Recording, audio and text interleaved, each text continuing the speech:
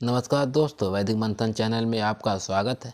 वैदिक युग का काल में पुस्तक से छोटी बात बड़ी जानकारी देने की कोशिश करते हैं। पिछली वीडियो में आपने देखा कि सम्राट कनिष्क के बाद भारत की पहचान को ज्ञान विज्ञान के काफ़ी उन्नत और विश्व गुरु के रूप में जाना जाता था।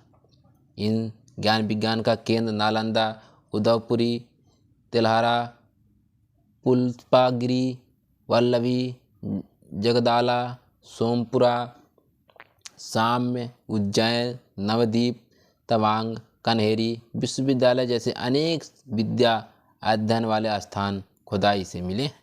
ये सब जगह वेद या वैदिक संस्कृति या हवन कुंड या वैदिक मूर्ति का वैदिक लिपि संस्कृति का कोई साक्ष्य नहीं मिला है। स्वर्ण काल के भारत में अन्य देशों मतलब विदेशी विद्यार्थी ज्ञानोपार्जन करने इसी शिक्षा संस्थानों में आते थे। इन शिक्षण संस्थानों में आज की जीविकोपार्जन वाली प्रबंधन, अभियंत्रण, अधिवक्ता या अन्य विषय की पढ़ाई नहीं होती थी। ऐसे बहुत से जानकारी के लिए देखते रहिए वैदिक मंथन चैनल को। आज अब इसके आगे देखते हैं कि कितना घालमेल किया गया। भगवान बुद्ध द्वारा एक बात कहा गया है, मनो पुमंगमा धम्मा मनोसेट्टा मनोमया। अर्थात सभी धर्म पहले मन में उत्पन्न होते हैं, मन की मुख्य है। ये धर्म मनोमय है। दूसरा जो साक्ष्य मिला वह तन की शुद्धि से था, यानी आसन और प्राणायाम मतलब विपश्यना का था। तीसरा सबसे मुख्य विद्या का प्रमाण आर्य सत्य और प्रतीत्य समुत्पाद का मिलता है। इस विद्या द्वारा अपने जीवन में उत्पन्न होने वाले सुख दुख के कारण जो जान सकते थे और उस दुख को दूर कैसे करें इसकी जानकारी प्राप्त कर सकते थे। साथ ही इसी प्रतीत्य समुत्पाद के नियम द्वारा सृष्टि के बनने बिगड़ने से लेकर मानव की उत्पत्ति के कारण को भी समझा जाता था। यानी प्रतीत समुत्पाद के बारे में मोटे तौर पर या कम शब्दों में समझ लें कि बगैर कारण और प्रतिष्ठित प्रतीत यानी दिखाना का कोई भी उत्पाद समुत्पाद यानी जन्म नहीं होता। संक्षिप्त रूप में कहे तो विश्व गुरु के नाते उस समय की विद्या में एक शिक्षा अपने आप को जानने को भी मिलती है, जिसको उस समय की विद्या में अध्यात्म पाली में अजंत कहते हैं। कहा जाता है अध्यात्म यानी आद्य जोड़ आत्म स्वयं। ये आज वाली आत्मा और परमात्मा नहीं, बल्कि भारत की समृद्धशाली बौद्धिक परंपरा में आत्मा यानी स्वयं से था, अपने आप से था। यानी अपने 3.5 हाथ के शरीर का अवलोकन करते हुए उसके अंदर से सभी प्रकार के राग, दुख, सुख और अदुख सुख वेदना को जानने समझने से था। उस राग को अपने शरीर के अंदर से बाहर कैसे निकाले उससे था। उसी विद्या को प्रत्यक्ष रूप से जानने वाली विद्या को ही अध्यात्म कहते थे। लेकिन आज जो तो अध्यात्म का अर्थ आत्मा और परमात्मा वाली भूल भुलैया जैसी बातों को जानते हुए आडंबर युक्त बातों को याद करने से जाना और माना जाता है। पूर्व के अध्यात्म द्वारा सभी लोग विपश्यना जैसी अद्भुत साधना से अपने अंदर की वेदना को जानते हुए उस पर काबू पाने की प्रक्रिया करते थे। लेकिन आज के मनुवादियों ने अपनी अज्ञानता द्वारा उस वेदना को वेद रूपी ग्रंथ का नाम देते हुए कथा कहानी वाली पुस्तक का रूप दे दिया था। इससे पूर्व काल में रही दुखद, सुखद, अदुखद, असुखद वेदना से मुक्त होने वाली यह विपश्यना क्रिया की सभी जानकारी इस कहानी युक्त वेद पुस्तक द्वारा खत्म हो गई है। इसी वेद के कारण पूर्व के इस मार्ग ने आज एक कर्मकांड का रूप ले लिया है।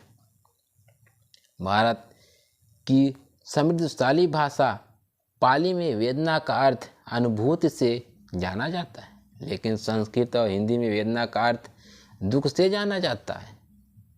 कितना अलग अर्थ है, आप ध्यान दीजिएगा इसको।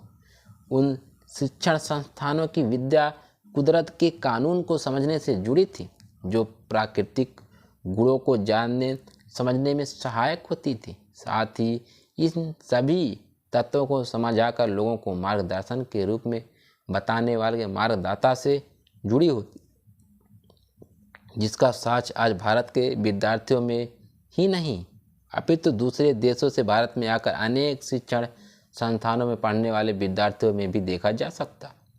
इस वजह से आज मनुवादी लेखकों को सोचना चाहिए कि स्वर्ण काल के भारत में उपस्थित अनेक शिक्षण संस्थानों के रहते हुए भी उनमें तथाकथित ज्ञान वाली वेद और वैदिक संस्कृति का प्रभाव क्यों नहीं दिखा। आखिर उसका अभाव क्यों बना रहा?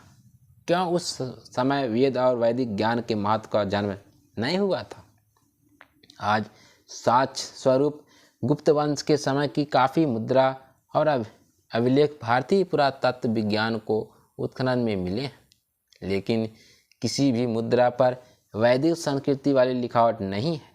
सबसे मजे की बात है कि आज जिस प्रकार से वैदिक संस्कृति वाले लोग शक शासक द्वारा शक मुनि के नाम पर निर्मित शक संवत, पाली भाषा में शक संवत लिखा जाता है, पंचांग से अपने आप को जोड़ते हैं, उसी प्रकार के एक और पंचांग का निर्माण इस गुप्त काल के भी कार्यकाल में हुआ था, जिसका नाम विक्रम संवत पंचांग था।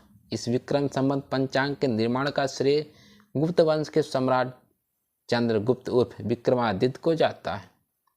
लेकिन आज इस विक्रम संवत पंचांग पर पेटेंट वैदिक कर्मकांडियों द्वारा अधिकार जताते हुए इसको हथिया लिया गया, जिसको विस्तार से आप सम्यक प्रकाशन द्वारा प्रकाशित पुस्तक बुद्धिजीवियों का षड्यंत्र में देख सकते हैं। आज वैदिक पक्षकार लेखक और वैदिक विपक्षकार लेखक के अंदर में एक जबरदस्त मान्यता बैठी है कि गुप्त वंश के शासक वैदिक अनुयायी थे। साथ ही दोनों प्रकार के लेखकों की मान्यता है कि गुप्त सम्राट के कार्यकाल में वैदिक उत्थान हेतु बहुत सारा रचनात्मक कार्य हुआ था। क्या आप पाठक लोग भी इस प्रकार की बातों से सहमत हैं? अगर सहमत नहीं है तो अच्छी बात है, लेकिन अगर सहमत हैं तो फिर कुछ प्रश्न हैं जिन पर चिंतन करते हुए उचित जवाब आप सब दे सकते हैं। प्रश्न है, गुप्त सम्राटों के कार्यकाल में भारत के अंदर अनेक विश्वविद्यालय स्थापित हुए थे, फिर उन विश्वविद्यालयों में वैदिक ग्रंथों के पठन पाठन का कार्य क्यों नहीं होता था? प्रश्न नंबर 2 है, गुप्त सम्राट के समय कई शिक्षण संस्थान थे, यानी उन संस्थानों में लेखन कला की भी निश्चित रही होगी, फिर वैदिक साहित्य का लेखन गुप्त सम्राट ने क्यों नहीं करवाया? प्रश्न नंबर 3, ध्यान से सुनिएगा, अगर गुप्त सम्राट ने वैदिक साहित्य को लिपिबद्ध करवाया तो आज उस काल का कोई वैदिक ग्रंथ, वैदिक मंत्र मिला क्यों नहीं?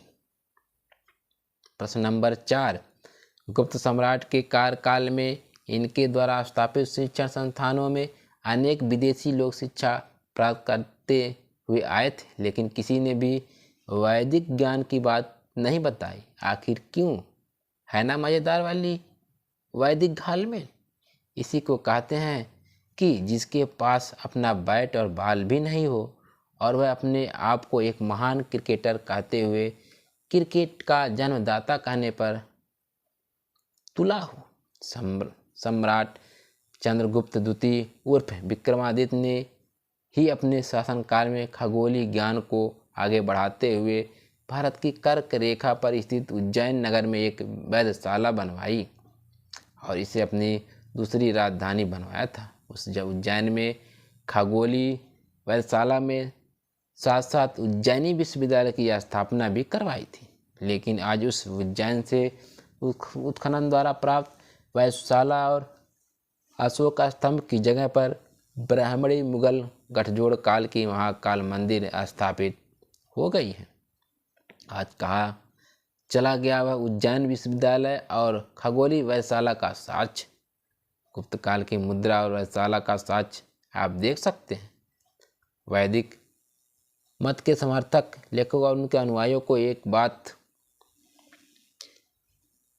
बता दूं कि स्वर्ण काल के समय तक अगर आज के वेद और वैदिक ऋचाओं वाली गीता, रामायण, महाभारत, पुराण, उपनिषद और मनुस्मृति समेत संस्कृत भाषा की लिखित या मौखिक जिस भी प्रकार से जानकारी प्राप्त हो जाती तो उस समय के भारत में रहे सैकड़ों ज्ञान केंद्रों के हजारों विद्वान लोग इन वेद और वैदिक शास्त्र पर अनगिनत भाष्य लिखते थे। लेकिन उस काल के एक भी भाष्य नहीं मिले हैं और न ही आज का इसको जानने वाला एक विद्यार्थी ही मिला है, जबकि इन सभी विश्वविद्यालयों के विद्यार्थियों देश विदेश में फैले हुए थे और आज की खुदाई में ज़मीन के नीचे से संबंधित साक्ष्य भी मिलते हैं।